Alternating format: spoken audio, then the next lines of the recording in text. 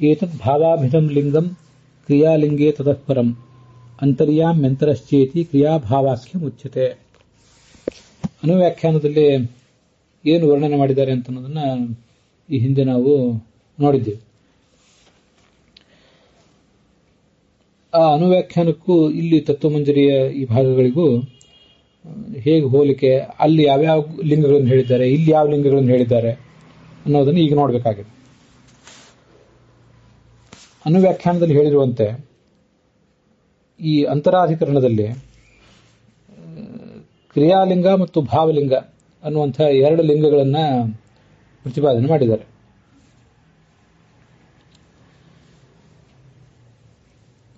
ಅಲ್ಲಿ ಕ್ರಿಯಾಲಿಂಗ ಅಂದ್ರೆ ರಮಣ ಕರ್ತೃತ್ವ, ಮತ್ತೆ ಭಾವಲಿಂಗ ಅಂದ್ರೆ ಒಳಗೆ ಅಸ್ತಿತ್ವ, ಅಲ್ಲಿ ಇರುವುದು ಅಂತ ಅರ್ಥ.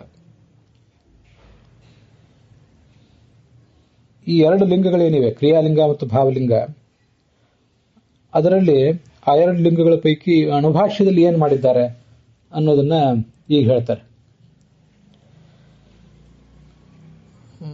ಈ ಅಧಿಕರಣದಲ್ಲಿ ಅಂದರೆ ಅಂತರಾಧಿಕರಣದಲ್ಲಿ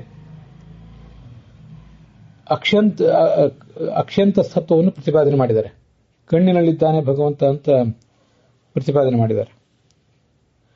ಅದನ್ನ ಸರ್ವಗಹ ಅಂತ ಅನುವೃತ್ತಿ ಮಾಡ್ಕೊಂಡಿದ್ದಾರಲ್ಲ ಆಚಾರ್ಯ. ಅಲ್ಲಿ ಹಿಂದಿನ ಶ್ಲೋಕದಿಂದ ಸರ್ವಗೋತ್ತಾನಿಯಂತಾಚ ದೃಶ್ಯತ್ವಾದ್ಯುಜ್ಜಿತ ಸದಾ ವಿಶ್ವಜೀವಾಂತರತ್ವಾದ್ಯಹಿ ಲಿಂಗೈ ಸರ್ವೇ ಯುತಸ್ಸಹಿ. ಆ ಸರ್ವಗ ಅಂತ ಅನ್ನೋದನ್ನ ಇಲ್ಲೂ ಕೂಡ ತಗೊಳ್ಬೇಕು. ಈಗ ನಾವು ನೋಡ್ತಿರುವ ಅಧಿಕರಣದಲ್ಲೂ ಕೂಡ ಸರ್ವಗ ಅಂತ ಅನ್ನೋದನ್ನ ತಗೊಳ್ಬೇಕು. ಈ ನಿಯಂತ ಅನ್ನೋದ್ರ ಜೊತೆಗೆ ಸರ್ವಗ ಅನ್ನೋದನ್ನು ಕೂಡ ತಗೊಳ್ಬೇಕು, ಅಧ್ಯಾಹಾರ ಮಾಡ್ಕೋಬೇಕು. ಸರ್ವಗ ಎಂಬುದರ ಅನುವೃತ್ತಿ ಅಧ್ಯಾಹಾರ, ಆ ಅಧ್ಯಾಹಾರದ ಮೂಲಕ ನಮಗಿದು ತಿಳಿದು ಬರ್ತದೆ. ಈ ಅಧಿಕರಣದಲ್ಲಿಯೂ ಆ ಸರ್ವಗತ್ವದ ವಿವರಣೆ ಇದೆ, ಆದರೆ ಅದು ನೇರವಾಗಿ ಗೊತ್ತಾಗೋದಿಲ್ಲ, ಅದನ್ನು ಅಧ್ಯಾಹಾರ ಮಾಡಿಕೊಂಡಾಗ ಗೊತ್ತಾಗ್ತದೆ. ಈ ಅಧಿಕರಣದಲ್ಲಿ ಆಚಾರ್ಯ ಹೇಳಿರುವುದು ನಿಯಂತ ಶಬ್ದ ಪ್ರಯೋಗ ಮಾತ್ರ. ಸರ್ವಗಃ ಅತ್ತ ನಿಯಂತಾಚ, ನಿಯಂತ ಶಬ್ದ ಪ್ರಯೋಗ ಮಾತ್ರ ಮಾಡಿದ್ದಾರೆ. ಸರ್ವಗ ಅನ್ನೋದನ್ನು ನೀವೇ ಅಧ್ಯಾಹಾರ ಮಾಡಿಕೊಳ್ಳಿ ಅಂತ ತಿಳಿಸಿದ್ದಾರೆ. ಹೀಗೆ ನಿಯಂತ ಅನ್ನೋದನ್ನ ತಾನು ಹೇಳಿದ್ದಾರೆ ಆಚಾರ್ಯರು, ಸರ್ವಗ ಅಂತ ಅನ್ನೋದನ್ನ ನೀವು ತಿಳ್ಕೊಳ್ಳಿ ಅಂತ ಹೇಳಿದ್ದಾರೆ, ಅಧ್ಯಾಹಾರ ಮಾಡ್ಕೊಳ್ಳಿ ಅಂತ ಹೇಳಿದ್ದಾರೆ. ಅಂತೂ ಸರ್ವಗತ್ವ ಮತ್ತು ನಿಯಂತ್ರತ್ವ ಎರಡೂ ಕೂಡ ಅಲ್ಲಿ ಬಂದುಬಿಡ್ತು. ಇದನ್ನೇ ಅನುವ್ಯಾಖ್ಯಾನದಲ್ಲಿ ಹೇಳಿದ್ದಾರೆ. ಅನುವ್ಯಾಖ್ಯಾನದಲ್ಲಿ ಎರಡನ್ನೂ ಸ್ಪಷ್ಟವಾಗಿ ಮುಖತಃ ಹೇಳಿದ್ದಾರೆ. ಇಲ್ಲಿ ಎರಡನ್ನೂ ಮುಖತಃ ಹೇಳಲಿಲ್ಲ, ಒಂದನ್ನು ಮುಖತಃ ಹೇಳಿದ್ದಾರೆ, ಇನ್ನೊಂದನ್ನ ಅಧ್ಯಾಹಾರ ಮಾಡ್ಕೊಳ್ಳಿ ಅಂತ ತಿಳಿಸಿಕೊಟ್ಟಿದ್ದಾರೆ. ಅದಕ್ಕಾಗಿ ತತ್ವಮಂಜರಿಯ 81ನೇ ಗದ್ಯ ಭಾಗದಲ್ಲಿ ಎತ್ತು ಅನುಭಾಷ್ಯೆ ಅಂತ ಹೀಗೆ ಹಾಕಿ ಇತ್ಯುಕ್ತಂ ಅಂತ ಏನಿದೆಯಲ್ಲ, ಆಮೇಲೆ ಮುಂದೆ ಫುಲ್ ಸ್ಟಾಪ್ ಬೇಡ, ಅದು ತತ್ರ ಇತ್ಯುಕ್ತಂ, ತತ್ರ ಕಾಮ ಇದ್ರೆ ಒಳ್ಳೆಯದು. ತತ್ರ ಚಕ್ಷುರಂತ ಸ್ಥಿತಿ ರೂಪ ಭಾವಸ್ಯ, ಚಕ್ಷುರಂತ ಸ್ಥಿತಿ ಕಣ್ಣಿನೊಳಗೆ ಇರುವಿಕೆ ಅನ್ನುವುದೊಂದು ಭಾವ. ಅದು ಆ ಭಾವ ಅನ್ನೋದು ಹೇಗೆ ತಿಳಿದು ಬರ್ತದೆ ಅಂತಂದ್ರೆ ಸರ್ವಗಹ ಇತ್ಯನುವೃತ್ತ್ಯಾ ಸ್ಪಷ್ಟತ್ವಾತ್. ಸರ್ವಗಹ ಎಂಬುದನ್ನ ಈ ನಿಯಂತ ಅನ್ನೋದ್ರ ಜೊತೆಗೆ ನಾವು ಅನುವೃತ್ತಿ ಮಾಡಿಕೊಂಡಾಗ ಈ ಭಾವ ಅಂತ ಅನ್ನೋದು ಸ್ಪಷ್ಟವಾಗ್ತದೆ. ಭಾವಸ್ಯ ಸ್ಪಷ್ಟತ್ವಾತ್ ಅಂತ ಅಲ್ಲಿಗೆ ಅನ್ವಯ. ಆ ಭಾವಧರ್ಮ ಎಂಬುದು ಸ್ಪಷ್ಟವಾಗ್ತದೆ. ಹೇಗೆ ಸ್ಪಷ್ಟ ಆಗ್ತದೆ ಅಂದ್ರೆ ಸರ್ವಗಹ ಎಂಬುದನ್ನು ಈ ನಿಯಂತ ಅನ್ನೋದ್ರ ಜೊತೆಗೆ ಅನುವೃತ್ತಿ ಮಾಡಿಕೊಂಡಾಗ. ಆದ್ರಿಂದ ಆಚಾರ್ಯರು ಅನುವೃತ್ತಿ ನೀವೇ ಮಾಡ್ಕೊಳ್ಳಿ ಅಂತ ನಮಗೆ ನಮ್ಮ ಊಹೆಗೆ ಅದನ್ನು ಬಿಟ್ಟು ನಿಯಮನ ರೂಪಂ ಕ್ರಿಯಾಖ್ಯಂ ಲಿಂಗಮೇವ ಉಪಾತ್ತಂ ನಿಯಂತ ಐತೆ. ನಿಯಂತ ಅಂತ ಒಂದು ಶಬ್ದ ಮಾತ್ರ ಪ್ರಯೋಗ ಮಾಡಿದ್ದಾರೆ. ಅದೆಂಥ ಲಿಂಗ ಅಂದ್ರೆ ಕ್ರಿಯಾ ರೂಪವಾದ ಲಿಂಗ. ಅದು ಕ್ರಿಯಾರೂಪವಾದ ಲಿಂಗ ಯಾವುದು ಅಂದ್ರೆ ನಿಯಮನ ರೂಪಂ, ಎಲ್ಲ ಜೀವರನ್ನು ನೇಮಿಸುವ ಕ್ರಿಯೆ ಅಂತ ನಿಯಮಿಸುವ ಕ್ರಿಯೆ ಎಂಬ ಲಿಂಗವನ್ನ ಲಿಂಗಮೇವ ಉಪಾತ್ತಂ, ಅದೊಂದನ್ನೇ ಅವರು ಹೇಳಿದ್ದಾರೆ. ಉಪಾತ್ತಂ ಅಂದ್ರೆ ಸ್ವೀಕರಿಸಲ್ಪಟ್ಟಿದೆ ಆಚಾರ್ಯರಿಂದ ಅನುಭಾಷ್ಯದಲ್ಲಿ. ನಿಯಂತ ಎಂಬ ಶಬ್ದದಿಂದ ಅದು ಸ್ವೀಕರಿಸಲ್ಪಟ್ಟಿದೆ.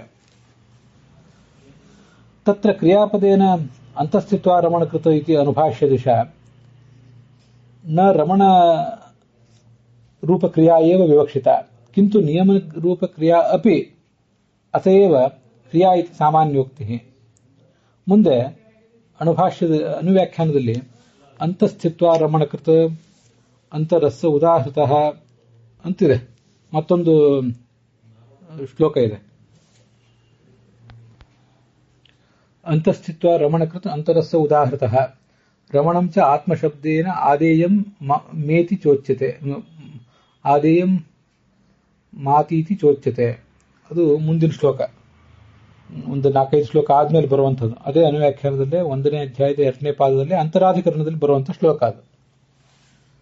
ಚಕ್ಷುರಾದಿ, ಅದಕ್ಕೂ ಅರ್ಥ ಏನು? ಅಂತಸ್ಥಿತ್ವ, ಒಳಗಿದ್ದು, ಅಂದ್ರೆ ಚಕ್ಷುರಾದಿಗಳ ಒಳಗಿದ್ದು ರಮಣಕೃತ ಸುಖ ಅನುಭವಿಸುವವನು ಈ ಪರಮಾತ್ಮ. ಅದರಿಂದ ಅವನಿಗೆ ಅಂತರ ಶಬ್ದದಿಂದ ವಾಚ್ಯತ್ವ ಇದೆ. ಶ್ರುತಿಯಲ್ಲಿ ಆತ್ಮ ಅನ್ನೋ ಶಬ್ದವನ್ನ ಬಳಕೆ ಮಾಡ್ತಿರ್ತಾರೆ. ಆತ್ಮ ಶಬ್ದವನ್ನ ಶ್ರುತಿಯಲ್ಲಿ ಬಳಕೆ ಮಾಡಿದ್ರೆ ಏನರ್ಥ ಅಂದ್ರೆ, ಆತ್ಮ ಅಂತಂದ್ರೆ ಸುಖವನ್ನು ಅನುಭವಿಸುವವನು. ಆದೇಯಂ ಅಂದ್ರೆ ಆ ಸುಖವನ್ನು, ನಮ್ಮ ಸ್ವೀಕರಿಸಲ್ಪಡಬೇಕಾದಂತಹ ಸುಖವನ್ನು, ಮಾತಿ ಅಂದ್ರೆ ತಿಳಿಯುತ್ತಾನೆ ಅಂತ ಅರ್ಥನೇ. ಅದರಿಂದ ಆದೇಯಂ ಮಾತೀತಿ ಆತ್ಮ, ಆದೇಯಂ ಸುಖವನ್ನು, ಮಾತಿ ಅನುಭವಿಸ್ತಾನೆ. ಹಾಗಾಗಿ ಕ್ರಿಯಾಲಿಂಗ ಅಂದ್ರೆ ಯಾವುದು? ಅಂತಸ್ಥಿತ್ವ ರಮಣಕೃತ, ಒಳಗಿದ್ದು ಸುಖ ಪಡುವ ಕ್ರಿಯೆ ಮಾತ್ರ ಅಲ್ಲ, ನಿಯಮನ ಕ್ರಿಯೆಯೂ ಕೂಡ ಒಂದು ಕ್ರಿಯಾಲಿಂಗವೇ ಅಲ್ವಾ? ಒಳಗಿದ್ದು ಸುಖ ಪಡುವುದು ಮಾತ್ರ ಅಲ್ಲ, ಎಲ್ಲರನ್ನೂ ನಿಯಮಿಸುವ ಕ್ರಿಯೆಯೂ ಕೂಡ ಕ್ರಿಯಾಲಿಂಗ ಅಂತಾನೆ, ಅದನ್ನು ಕ್ರಿಯಾಲಿಂಗವೇ. ಆದ್ರಿಂದ ಅನುವ್ಯಾಖ್ಯಾನದಲ್ಲಿ ಅಂತರ್ಯಾಮಿ ಅಂತರಸ್ಥ್ಯೇತಿ ಕ್ರಿಯಾ ಅಂತ ಇಷ್ಟೇ ಹೇಳಿದ್ದಾರೆ. ಕ್ರಿಯಾಭಾವಾಕ್ಯ ಮುಚ್ಯತೆ, ಕ್ರಿಯಾ ಅಂತ ಶಬ್ದ ಪ್ರಯೋಗ ಮಾಡಿದ್ದಾರೆ. ಕ್ರಿಯಾ ಅನ್ನೋದ್ರಿಂದ ಸುಖ ಪಡುವಿಕೆ ಅನ್ನೋ ಒಂದು ಕ್ರಿಯೆ, ಮತ್ತು ಇನ್ನೊಬ್ಬರನ್ನ ನಿಯಮಿಸುವ ಕ್ರಿಯೆ ಅಂತ ಎರಡನ್ನು ಇಟ್ಕೋಬೇಕು. ಅದರಿಂದ ಕ್ರಿಯಾ ಎಂಬುದಾಗಿ ಸಾಮಾನ್ಯ ಶಬ್ದವನ್ನು ಪ್ರಯೋಗ ಮಾಡಿದ್ದಾರೆ. ಅತಃ ಕ್ರಿಯಾ ಇತಿ ಸಾಮಾನ್ಯೋಕ್ತಿ. ಸುಖ ಪಡುವಿಕೆ ಅನ್ನುವ ಕ್ರಿಯೆ ಮತ್ತು ಇನ್ನೊಬ್ಬರನ್ನು ನಿಯಮಿಸುವ ಕ್ರಿಯೆ, ಇದೆರಡನ್ನೂ ಹೇಳಬಲ್ಲಂತಹ ಕ್ರಿಯಾ ಶಬ್ದವನ್ನು ಪ್ರಯೋಗ ಮಾಡಿದ್ದಾರೆ. ನ ರಮಣ ರೂಪ ಕ್ರಿಯಾಯೇವ ವಿವಕ್ಷಿತ, ಕೇವಲ ತಾನು ಸುಖ ಪಡುವ ಕ್ರಿಯೆ ಮಾತ್ರ ಇಲ್ಲಿ ವಿವಕ್ಷಿತ ಅಲ್ಲ, ಕಿಂತು ನಿಯಮನ ರೂಪ ಕ್ರಿಯಾ ಅಪಿ, ಇನ್ನೊಬ್ಬರನ್ನು ನಿಯಮಿಸುವ ಕ್ರಿಯೆಯೂ ಕೂಡ ಇಲ್ಲಿ ವಿವಕ್ಷಿತ. ಅತ್ರ ಕ್ರಿಯಾಪದೇನ, ಕ್ರಿಯಾ ಎಂಬ ಶಬ್ದದಿಂದ ಅನುಭಾಷ್ಯ ಹೇಳಿದಂತೆ ರಮಣ ಕ್ರಿಯೆಯನ್ನು ಮಾತ್ರ ತಿಳ್ಕೊಳ್ಳುವುದಲ್ಲ, ಅಂತಸ್ಥಿತ್ವ ರಮಣಕೃತ ಅಂತ ಅಲ್ಲಿ ಹೇಳಿದ್ದಾರೆ, ಅದನ್ನು ಮಾತ್ರ ತಿಳ್ಕೊಳ್ಳುವುದಲ್ಲ, ಕಿಂತು ನಿಯಮನ ಕ್ರಿಯಾ ಅಪಿ, ನಿಯಮನ ಕ್ರಿಯೆಯನ್ನು ಕೂಡ ತಿಳ್ಕೋಬೇಕು ಅಂತ ಹೀಗೆ ಅದನ್ನು ತಿಳ್ಕೊಳ್ಬೇಕು. ಅಂತರ್ಯಾಮಿ ಅಂತರಸ್ಥೇತಿ. ಮತ್ತೆ ಅಲ್ಲೇ ಅನುಭಾಷ್ಯದಲ್ಲೇ ಅದು ಮುಂದೆ ಸ್ಪಷ್ಟವಾಗಿ ಬಂದಿದೆ. ಮುಂದೆ ಅಂತರ್ಯಾಮಿ ಅಧಿಕರಣದಲ್ಲಿ ಕ್ರಿಯಾಭಾವಾತ್ಮಕ ಲಿಂಗವನ್ನ ಅಂದ್ರೆ ಅಂತಸ್ಥಿತ್ವ ನಿಯಾಮಕತ್ವವನ್ನು ವರ್ಣನೆ ಮಾಡಿದ್ದಾರೆ. ಅಂತರಾಧಿಕರಣದಲ್ಲಿ ಕೇವಲ ರಮಣಕರ್ತೃತ್ವ, ಅಂತರ್ಯಾಮಿ ಅಧಿಕರಣದಲ್ಲಿ ನಿಯಾಮಕತ್ವ, ಅದೆರಡನ್ನು ಕೂಡ ವರ್ಣನೆ ಮಾಡಿದ್ದಾರೆ.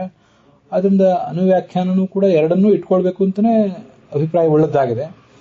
ಅನುಭಾಷ್ಯನೂ ಕೂಡ ಎರಡನ್ನೂ ಸೂಚನೆ ಮಾಡಿದೆ. ಹೀಗೆ ಎರಡನ್ನೂ ಕೂಡ ಇಟ್ಕೋಬೇಕು.